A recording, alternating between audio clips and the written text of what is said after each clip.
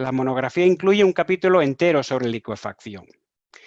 ¿Y qué es? Pues la licuefacción es la pérdida de resistencia y rigidez de los suelos saturados debido a un incremento rápido de presiones intersticiales. Y si empezamos a hablar de los efectos, pues la licuefacción puede dar lugar a pérdidas de capacidad portante importantes, fallos de estabilidad de taludes, movimientos. En la imagen vemos para Japón y para Nueva Zelanda asientos importantes, por ejemplo, en cimentaciones bien construidas que no se movieron, pero el terreno alrededor se movía, o un fallo, este caso en Nueva Zelanda, casi de hundimiento, de pérdida de capacidad total del terreno, donde se ven fotos típicas de coches penetrando en el terreno. También tenemos en estructuras portuarias y en zonas con frentes abiertos, es común ver estos movimientos horizontales como lateral spreading o también empujes adicionales que se producen a medida que el material que tienes en el trasdos pasa a comportarse como un fluido. Y por último, también es habitual ver en algunos casos fallos de hundimiento a pesar de un diseño robusto de la estructura, como el que podemos ver aquí, como en la foto clásica del terremoto de Niigata. Para esto, la monografía en este caso se centra en los aspectos específicos y actuales sobre los métodos tradicionales, llamados métodos simplificados o el método semiempírico. Para no definir desde el principio toda la metodología. Pero para entender la importancia de lo que incluimos, es importante recordar el encuadre histórico de cómo se desarrolló esto. O sea, el método que encontramos del CSR es desarrollado originalmente por Sid en Berkeley en los años 70 y se basa en una columna rígida de suelo. El concepto innovador que planteaba del CSR, que era la relación de tensiones tangenciales con las tensiones efectivas. Y a diferencia de otros métodos, como los japoneses, que se basaban en ensayos de laboratorio, tenía el atractivo que es mucho más sencillo de aplicar para el ingeniero de a pie. Y dependía solo de conceptos sencillos, geotécnicos, como las tensiones efectivas. Y en los años 80 se produce el consenso con una aplicación extensiva internacional.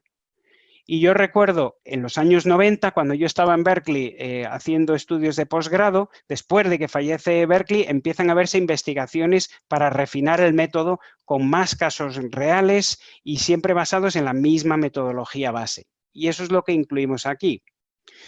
En este sentido, para los estudios deterministas más actuales, los que planteamos aquí son los de Boulanger y Idris 2014. En la monografía esto representa la actualización de Idris y Boulanger 2008, pero incluye mejoras con respecto a las correcciones por contenido de finos, en las arenas, nuevas correcciones para los factores de escala de magnitud. Y sí es verdad que hay otros autores como Chetting, que en su momento competían, digamos, por tener los métodos más actuales. Pero Boulanger y Idris han sido los más activos en la defensa y la actualización de sus métodos y ahora mismo yo creo que por esa razón es uno de los métodos más extendidos actualmente. Y con ello, aplicando y recordando su base, se define un factor de seguridad como la relación de la resistencia que se define empíricamente en base a las observaciones de terremotos previos y el CSR con el concepto que se plantea originalmente. ¿Y por qué queremos tener un método, o sea, frente a otro? Pues porque, como veremos a continuación, se hacen muchas cosas con respecto a estos valores de factores de seguridad e interpretaciones de lo que se está produciendo y queremos tener la máxima precisión en el mismo.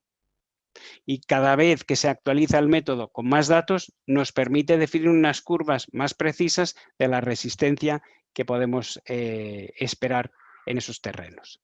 Como decía al principio, por simplicidad, el método considera una columna rígida y en profundidad, por lo tanto, requiere estimar cómo se disipan las tensiones. Y existen numerosos autores que ofrecen curvas de disipación y no se debe mezclar un método de cálculo y de resistencia con otro. Pero preferiblemente podríamos obviar este paso y reducir la incertidumbre si disponemos de un estudio de respuesta de sitio, un site response analysis como los que comentaba María José, que cada vez son más frecuentes. En esos casos, no solamente se nos puede proporcionar un espectro de diseño para distintos casos, sino también se nos puede proporcionar la envolvente de tensiones en el terreno y la envolvente de deformaciones en el terreno. Y por lo tanto, siguiendo la misma formulación que se aplica para el factor de seguridad, podemos englobar todas estas variables y introducir las tensiones máximas que tenemos en un Site Response Analysis. Además de eso, en la monografía hablamos de suelos especiales, que son aquellos suelos que no se comportan de la manera esperada, de la manera clásica de los libros. Y dos casos típicos que se consideran en esto, uno es el efecto envejecimiento del suelo, el efecto historia o aging, que se plantea por efectos de microestructura o cementación, que cuando se ensayan tienen una ligera respuesta mejor por esa cementación o esa microestructura que tienen, pero no es tan importante esa mejora en la respuesta del ensayo, un CPT o un SPT, como la respuesta de licuefacción, que luego se observa es mucho mejor. Y como las bases de los CRRs son principalmente de la costa oeste de Estados Unidos y de Japón, donde hay sismicidad muy común y muy habitual, esos suelos no suelen tener esas microestructuras y requieren unas correcciones específicas que describimos en la monografía. De igual manera, hay otro efecto que cuando se utilizan CPTs, el efecto de intercalaciones delgadas, donde se ven picos de suelos que requieren una interpretación corregida para tener en cuenta una respuesta más real con respecto a lo que se mide o la respuesta real de esas estratificaciones de terrenos. También lo describimos en la monografía. Y como podemos imaginar, todo este cálculo es programable, tanto en Python o en Excel, o incluso hay programas comerciales que nos simplifican la vida. Y aquí empezamos con uno de los ejemplos que incluimos donde nos calcula ya el CRR, el CSR, y podemos ver el factor de seguridad, cómo va variando en profundidad, porque hacemos este cálculo para cada estrato. Como decía, hemos querido afinar mucho porque no nos interesa solamente saber si se produce o se desencadena la licuefacción a una profundidad determinada. Es un dato muy, muy limitado, sino que queremos saber algo sobre las consecuencias de la licuefacción. Y en ese sentido, disponemos de índices que nos pueden dar, en función del factor de seguridad y del conjunto de factores de seguridad en profundidad y dónde se sitúa cada estrato licuable, la susceptibilidad a daños que cabría esperar. Y para eso incluimos el clásico, que sería el LPI, que es el original de Iwasaki. Y este método, aunque es el más visto, en realidad tiene una dificultad y que se vio sobre todo en Christchurch, en los terremotos, y es que en superficie, cuando tienes terremotos muy superficiales, no puntúa excesivamente. Es una integral del factor de seguridad a medida que vas teniendo mayor profundidad. En superficie da más peso que en profundidad, pero no tiene esa sensibilidad. Y por lo tanto, después de los terremotos de Christchurch, en Nueva Zelanda, desarrollaron otro índice que llaman el LSN, el Liquefaction Potential Index, y esto es Liquefaction Susceptibility Number. En ello tiene una función que es inversa a la profundidad y da unas puntuaciones mucho más ajustadas, sobre todo a los daños que observaron en los terremotos de Christchurch. Y por otro lado, para los movimientos laterales, Zhang et al. En 2002, también en función de la deformabilidad máxima tangencial que observamos y que podemos obtener en los estudios de respuesta del sitio, también nos da otros índices para daños. Y otro factor que ha salido recientemente, que no llegó a introducirse, pero quería mencionar, era el Ishihara, que se basa originalmente en el LPI, pero en lugar de la función lineal que teníamos, que comentaba, tiene una función que da muchísimo más peso para los daños en superficie, para recoger eso. Por lo tanto, si seguimos con el ejemplo anterior, podemos calcular de una forma sumatoria desde la profundidad hasta la superficie, ¿qué ocurre con respecto a algunos índices como el LPI o el LSN? Y si además de los índices que queremos tener unos datos más específicos sobre los movimientos esperables, también podemos hacer eso. Tenemos una formulación y tenemos unas estimaciones en función del factor de seguridad y los golpeos y la densidad para el volumetric strain, ¿no? La deformabilidad volumétrica que podemos tener para un terreno determinado, y calcularlo integrando desde la profundidad. Podemos calcular el asiento en campo libre que se esperaría para esos casos.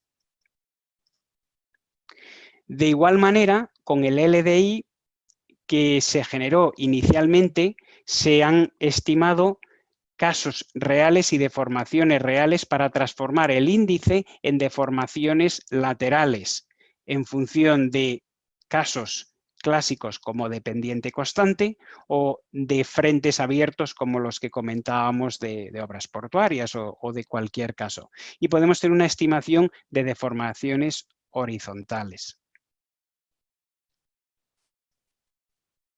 Y completaríamos de esa manera el mismo ejemplo, donde ya no solamente tendríamos los casos de los índices, sino tendríamos una estimación del valor más probable de los asientos que tenemos en profundidad o del índice del LDI, o multiplicando por un factor corrector qué deformaciones cabrían esperar para esos casos.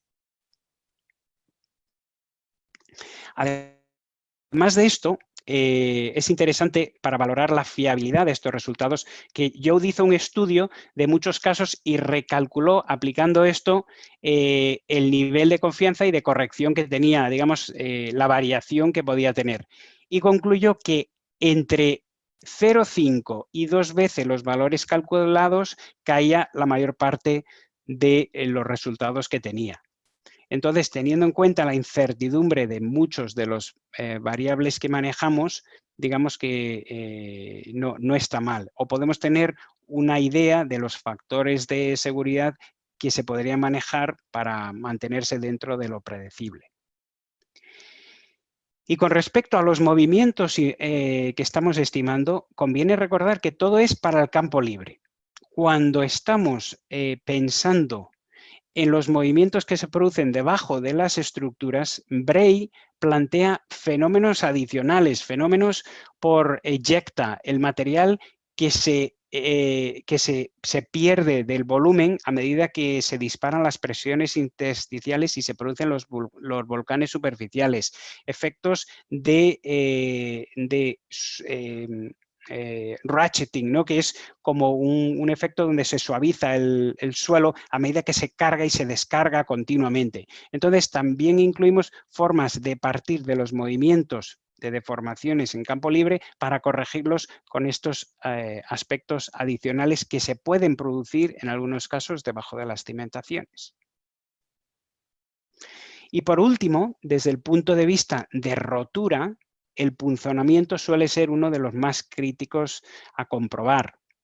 Para esto disponemos pues por ejemplo, del método simplificado clásico de Meyerhoff y Hanna para un estratos bicapa, donde se pueden introducir los parámetros del terreno por encima del nivel freático, que no licúa, y los parámetros del terreno licuable debajo del terreno.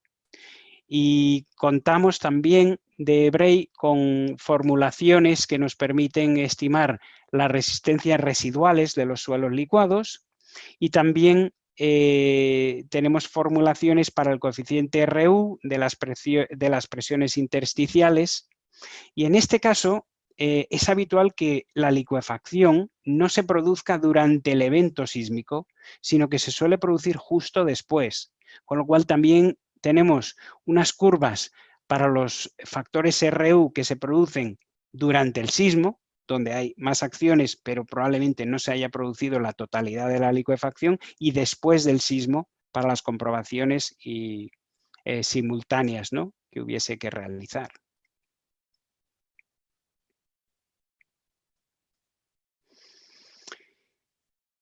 Y cuando estamos viendo que con estos análisis de cálculo, aunque los métodos semiempíricos se pueden tachar de excesivamente simples y en consecuencia demasiado conservadores, hay veces que verdaderamente nos dan ese conocimiento porque están basados en experiencias reales. Pero hay otros donde verdaderamente necesitamos ir más allá o analizar aspectos más complejos de estratos que están próximos unos a otros, que cómo interactúan entre ellos, y para ello necesitamos otras opciones de ecuaciones constitutivas del suelo que nos permiten sacar o profundizar más en algunos de estos análisis.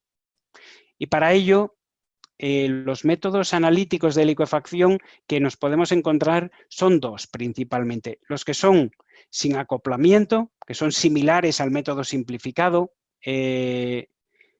con las evaluaciones cíclicas, y se suele sustituir la parte experimental por aplicaciones de generación de las presiones que se van produciendo, o con acoplamiento. En el primer sentido, o sea, en el primer método, es importante recordar que la presión que se produce a medida que se disparan las presiones correlaciona mejor con las deformaciones que con las tensiones, según los métodos que plantea Dobry. Entonces, pues, tienen ciertos retos a la hora de aplicarlo. Y los con acoplamiento, que son más complejos en origen, implican que son unos métodos constitutivos que evalúan la respuesta del suelo de forma instantánea durante el sismo y con posterioridad al sismo. Se intenta con ellos incluso modelar cómo evoluciona cuando hay un flow analysis y un lateral displacement, cómo se pueden mover esos. Y actualmente ya se cuenta con algunos modelos constitutivos como el PM4SAND, el SANY-SAND, el UBC-SAND, incluso hay un PM4SILT para respuestas más arcillosas. ¿Cuál es el problema? Pues que muchos de estos, el último, por ejemplo, tiene 18 o más variables. Entonces da cierta prudencia a la hora de poder aplicar esto de una forma coherente. Pero aquellos que los defienden recuerdan que en realidad solo hay 3 variables principales: la densidad relativa, el G y la velocidad de degradación que se produce con la licuefacción, y que las otras están ya relacionadas, entonces son simplemente calibrables. Lo definimos también, y existe una referencia que incluimos aquí, que es de acceso libre también para quien quiera profundizar en estos temas.